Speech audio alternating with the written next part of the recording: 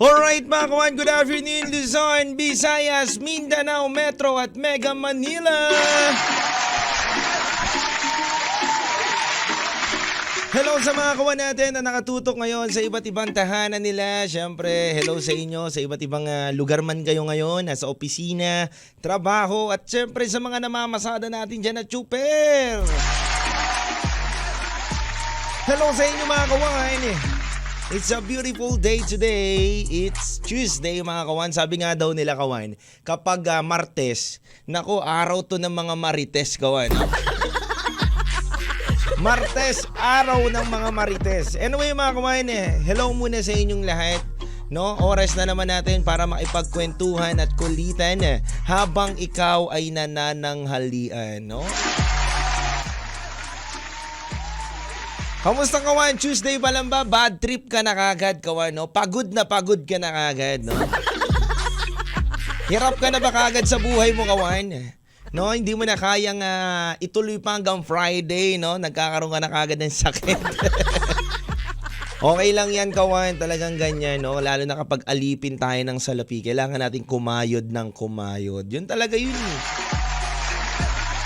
Siyempre kawan, ngayong oras natin kawan, ang ating weather ngayong araw na ito ay medyo makulimlim lang. Hindi ko alam sa ibang lugar natin. Di ba? Habang namamasada kayo dyan, syempre, kailangan nyo pa rin alagaan ang inyong sarili kawan. Dala-dala kayo ng tubig para hindi maging mainit ang inyong ulo habang namamasada, no?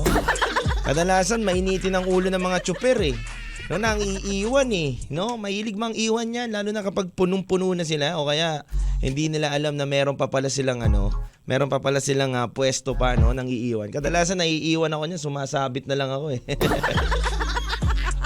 Anyway, ngayon kawan, ngayong Tuesday, ang pagkukwentuhan naman natin ngayong araw nito punong-puno na naman tayo ng mga hugot, no? Kasi nga, about sa pag-ibig na naman ang kwento ng isang kawan natin.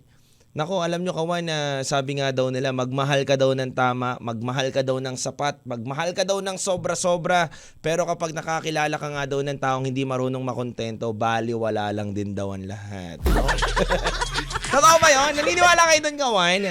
Ako naman parang hindi naman, no? Parang hindi naman ako naniniwala doon. Yung mga kawan ba natin dyan na nakatutok ngayon sa iba't ibang lugar, sa radyo mga kawan, sa 1fm.ph, nako kawan, pwede ka na mag-chat at mag-comment dito sa ating live streaming. Basta mag-text ka lang din sa 0998-9619711. And also, pwede kang mag-comment ngayon sa live streaming natin sa Facebook Live, kawan, no? Lalo na kung may mga kaibigan ka dyan na masyadong marupok. Mga kaibigan natin na ang daling maloko. No? At syempre, share nyo na muna live streaming natin mga kawan. Sorry kung na-late tayo ng live streaming ngayong araw na ito, no? Medyo may technical department. Lagi sisi sa technical department. May technical problem lang, no? Medyo may inayos lang ako kanina, no? Anyway, kawan, yan nga kawan. Nako, katanungan ko ngayong araw na ito, may kakilala ka ba na kawan na nagmahal ng sobra-sobra? Diba? Binigayan lahat. Tama naman ang pagmamahal niya, no? Lahat naman ng gusto ng taong minamahal niya, sobra-sobra naman ang pagkabigay niya. Pero hindi pa rin tama at hindi pa rin naging maganda ang resulta. Lil Vinci, May chinito boy. Kwento 1 sa 1FM. Ang hirap na yan, no? Yung sobra-sobra mo nang binibigyan yung isang tao ng pagkakataon, no? Na magbago. Kasi kadalasan kawan, kapag binibigyan mo ng laging chance yung isang tao, maabuso. No? Abusado yung mga yan. Kasi tinitignan nila yung sarili nila na parang, okay ko lang gawin to. Okay lang to gawin kasi, okay naman kami niyan Papatawarin naman ako niyan Mahal naman kasi ako niyan no? Marupok naman kasi yung otak ko. Diba? Parang ang dali lang yan. I love you lang. Dalan ko lang yan ng donut. Okay na kami. Hindi lang to sa babae kundi syempre sa mga lalaki din kawan. May kadalasan sa mga lalaki marurupok yan. No, minsan pa nga yung matitigas yung mga babae pa No, minsan kami mga lalaki marurupok kami. And also syempre, alam nyo kawan, ang nakakatawa lang dyan, yung mga taong sinasabi nila na hindi ko napapatawarin yun. Tama na ako doon. Hindi, totoo yan ha. Sobra na ako nagmahal. Minekos-mekos ko na yun, insan. Minekos-mekos ko na yun, insan eh. Grabe na yun. Grabe na yung binigay ko doon na pagmamahal. No, pero hindi pa rin naging sapat, no? Kadalasan ganun eh. Parang in denial pa sila, no? Hindi ko napapaano yun.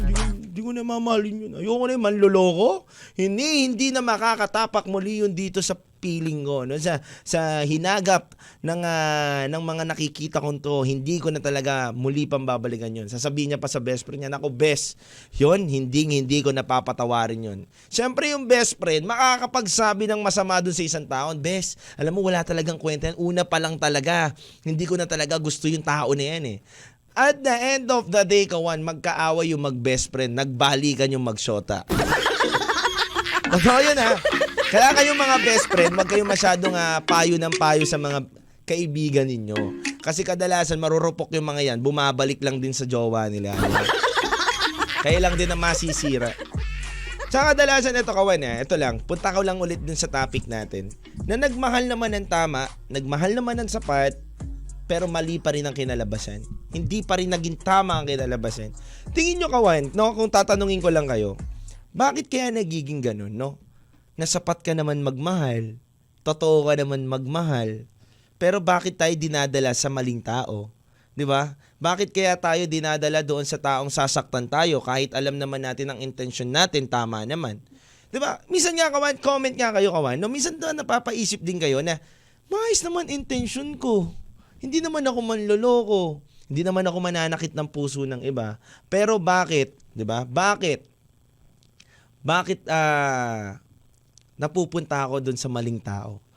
Lil Vinci. May chinito boy. Kwento 1 sa 1FM. Batiin ko muna ang mga nagpapabati sa atin ngayon. Hello sa'yo, Sherwin. Hello sa'yo, happy watching right now, brother Sherwin. Hello rin kay Abby De Vera. Hello sa'yo, kay paring Jazz. Hello, happy watching right now, brother, sa 1FM.ph. At hello rin sa mga listeners natin at mapagmahal natin na nakikinig dyan sa Las Vegas. Maraming salamat po sa 1FM.ph. Nakikinig po kayo sa website natin. Maraming salamat po at mahal na mahal ko po kayo. At syempre, hello rin sa mga taga-Australia dyan. Marco Celorio. Yan, nakikinig daw sa atin ngayon si Marco Celorio. Brother Marco, hello sa iyo and happy birthday sa iyo, brother. Maraming salamat. And hello rin sa kumpare ko dito na nagpapabate. Hello sa iyo, brother Peter. Happy listening right now. Hello sa inyo mga kawan and maraming salamat sa pakikinig nyo sa website natin dyan. Yan. Hello sa inyo mga kawan. At syempre, hello rin sa aking mami na nakikinig ngayon. Happy listening. Anyway mga kawan, ito na nga no. Ito na yung mga komento ng mga taga-Tarlac. No? Sabi nila, DJ Lou Vinci, ito lang, no? Sabihin ko lang sa'yo. Kami, DJ Lou Vinci, nagiging marupok kami. Pero hindi naman sa maraming pagkakataon. 'Di ba? Parang isang pagkakamali na may chance pa na pwede mo pang patawarin. Pero kung gagawa pa ulit siya ng pangalawang pagkakamali, tingin ko sinadya niya na yon at ginusto niya na talaga. No? Sa bagay naman talaga, no, kapag pangalawang pagkakamali na rin naman talaga, parang sinasadya niya na yon. Parang hindi niya na pagkakamali yun. Pero yung iba, no, hindi na nagbibigay ng second chance. No, parang isang pagkakamali lang, wala na. Ikaw ba, mapagbigay ka ba ng second chance? May mga tao talaga. Ikaw ba, mapagbigay ka ng second chance? No? Hindi. So talaga may mga tao talaga na mapagbigay ng maraming chance, hindi lang second chance. At may mga tao din talaga na hanggang isang beses lang o pag ginawa mo na yun, ayaw mo na. No? Ako kung tatanungin nyo, sabi naman dito ng isang kawan natin, ikaw DJ Lou Vinci, ikaw ba marupok ka ba o mapagbigay ka ba ng maraming chance? Ako naman kung reasonable naman yung pang ginawa niya. It depends kasi sa sitwasyon eh. Kung nanloko, tapos ba't mo naman papatawarin? Depende rin naman sa ginawa niya sa'yo, di ba? Lagi nyo muna titignan yun. Baka naman kasi may dahilan yung ginawa niya. Nagsinungaling siya sa'yo, white lies naman. Di ba? May mga ganun eh. Ba't yung niloko ka, iniwan ka, pinagpalit ka, Ano bang mali sa akin, di ba? Ano ba bang kulang sa akin? Di ba? Bakit mo pa ako lolokohin? Minahal naman kita ng tapat, sapat naman ako magmahal, ba't mo pa ako lolokohin? Pero siguro, sa mga ibang paraan na sumama siya sa groupings na ganito, sumama siya sa barkada niya na to, tas hindi nagpaalam sa'yo, kasi kailangan ng emergency ng barkada niya. May mga ganun eh. May mga ganun. Pero mahirap naman yung emergency ng barkada niya ay mangingilala ng ibang tao. Yun naman ang mahirap dun gawa, no? Meron siyang ibang pupuntahan na chicks. No, dapat doon lang tayo sa talagang totoong pupuntahan ng kabarkada niya. Anyway, kawan kung ako lang, talaga dumating ako sa point ng buhay ko, no. Kasi kadalasan ako yata yung pinapatawa. Oh, ayan na, inunahan ko na kayo. Baka may mag-react. DJ Lil Busy, ba't ikaw ba? Makakagawa? Oo na, sige, nakakagawa ako kasalanan. Ayan na, unahan ko na kayo. Tatanong-tanong na naman kayo eh. Anyway, kawan, ito nga, no. Ako tanong ko lang sa inyo. Kung tinatanong nyo ako na kung ako ba ay magbibigay ng tawad sa makakagawa sa akin ng kasuklam na kamalian. No? Kasuklam talaga eh. Kasuklam na kamalian. Tingin ko naman, tao lang tayo eh. Hindi, totoo kapag mahal mo daw, sabi nga daw ito ang payo sa akin ng nanay ko at nababasa ko rin to sa mga librong binabasa ko. Ang relasyon daw nagtatagal hindi dahil sweet kayo o maganda pinagsamahan ninyo. Ang relasyon daw nagtatagal kundi dahil sa pangunawa nyo sa isa't isa at pagmamahal ninyo. So kawan, kung ako lang, wag naman sana dumating doon, di ba? Ako alam nyo, minsan na sa law of attraction, kakabanggit ko ng ako, baka mangyari sa akin. Ako, ayoko naman sana, kawan. Pero shoutout muna kay Abby, no, di ba? Ito, anyway, kawan Ito, kawan, kung ako lang ang mangyayari sa akin na ganun, magpapatawad pa rin ako. Sa ngalan ng pag-ibig. Di ba? Sabi nga daw dun sa awitin, di ba, na sa ngalan ng pag-ibig, di ba, paglalaban mo ang pagmamahal mo. No, kasi minsan mahirap eh. Mahirap na sayangin mo yung mga bagay na ininvest ninyo. Mahirap minsan na makalimutan mo yung isang tao na minamahal mo. At minsan, nasa kamay din natin yung mga bagay kung ihihinto na ba natin o hindi. Meron akong kakilala, kawan, nagloko yung lalaki. Ito to be honest. Kwento to talaga. Naglukot yung lalaki, kawan. Nagiwalay sila nung girl. 2 years silang hindi nagsama. As in, ginawa lahat ng lalaki yung gusto niyang gawin. Nangilala rin si girl ng gusto niyang kilalanin. At the end of the day, nagkita sila. Pinatawad nila yung isa't isa. Nag-usap sila. Alam mo, ngayon, 12 years na sila nagsasama.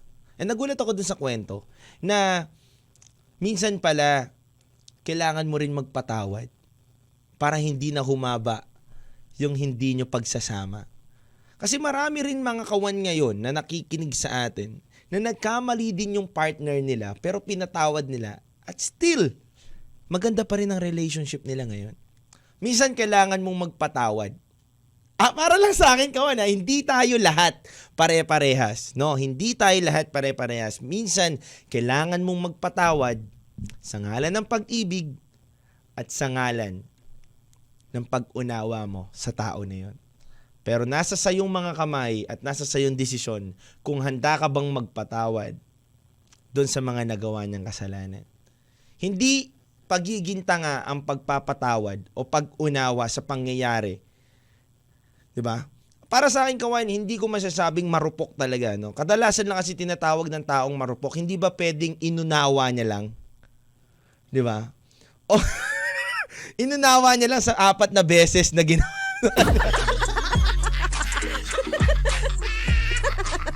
Diba? Minsan, ang mahirap lang doon, no? Inunawa niya lang ba talaga?